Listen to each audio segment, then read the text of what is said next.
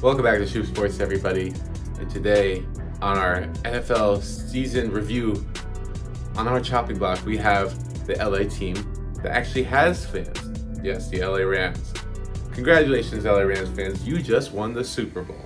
You must be on cloud nine right now. And you know what? With this current core, Stafford, Cup, Donald, they don't have much time left, but could be the start of a small little dynasty we have going here. So you lost some players. Von Miller, he's gone. Andrew Whitworth, 40 years old, finally retired, got his ring. He's gone too. Darius Williams, good corner, he's gone. But make no mistake about it, this team is still super talented. And they got Bobby Wagner from the Seahawks. So expecting big things from the Rams this year. What can go wrong? And this is the part where everything goes wrong. Yep. The Rams, let's just say, well, we don't even have to say it. They had the worst season ever for a defending Super Bowl champion. And it started right out of the gate. They played opening night against the Bills at home and proceeded to get absolutely dunked on by Josh Allen, including Jalen Ramsey, who could not hold Stephon Diggs' jockstrap. That would be a theme throughout the entire season, as Jalen Ramsey did not play like his all-pro self, despite still being a Pro Bowler somehow. But I digress. So the Rams, they were, I guess, to put it nicely, they were just average for the first half of the season. So Cooper Kupp doing damage as usual, but they signed Allen Robinson to a big deal in the offseason. Over $40 million in contract money. And he was expected to be their Robert Woods replacement, except without the torn ACL. But looking at these two players, you have no idea who tore his ACL. Mainly because they both sucked. So they probably both did. But Robinson was fully healthy. Apparently, it wasn't the Bears that were holding him back. It was him that was holding him back. And he did nothing to produce all year, which meant that defenses could key in on Cooper Kupp and limit the entire Rams offense. Not to mention, the Rams couldn't block for shit. I mean, Matthew Stafford got sacked 29 times in 9 games. That's over 3 sacks a game before he eventually gave out, which we'll get to. But that also meant that they couldn't have any sort of semblance of a running game.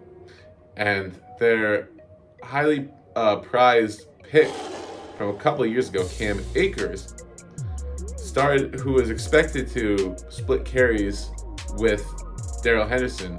In fact, many projected him to lead the backfield. All of a sudden, just doghouse. First game of the season, including only 2 touches that both went for negative yards. Lost a step, you could say that. You could quite say that. But it didn't really matter anyway. No one was running behind this putrid offensive line. And it eventually caught up to them. So the Rams come off their bye week and the losses just began to pile up. I mean, they played some tough opponents to play. Off the bye week, they had a tough schedule. So they had to play the 49ers, Bucks, two really tough games.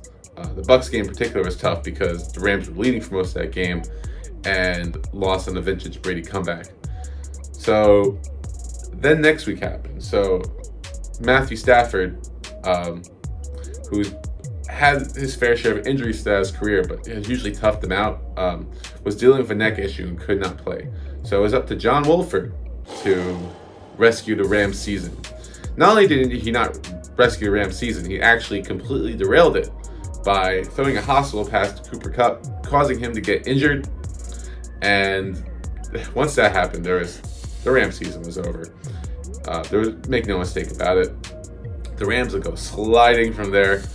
Aaron Donald suffered an ankle sprain, so he missed time for the first time in his career and didn't play again for the rest of the season. So no Stafford, no Kupp, no Donald.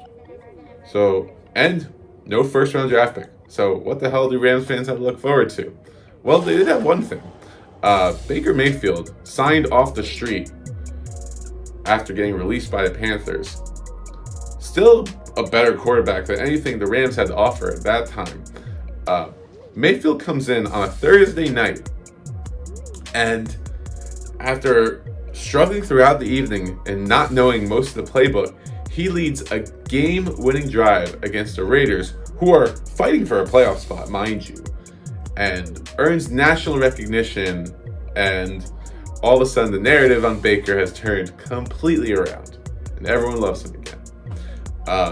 Follow that up with a rout of the Broncos on Christmas, which, if you haven't seen my Broncos video, go check that out. But yeah, the Rams embarrassed the Broncos so bad.